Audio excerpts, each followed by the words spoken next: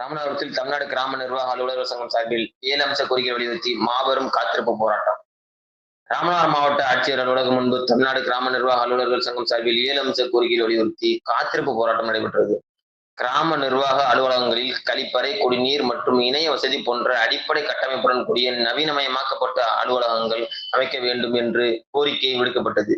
மேலும் கிராம நிர்வாக அலுவலர் நேரடி நியமனத்திற்கான கல்வி தகுதியை பட்டப்படிப்பாக மாற்ற வேண்டும் எனவும், அரசு ஊழியர்களுக்கு மீண்டும் பழைய ஓய்வூதிய திட்டத்தை அமல்படுத்த வேண்டும் எனவும் வலியுறுத்தி கோஷங்கள் எழுப்பப்பட்டன.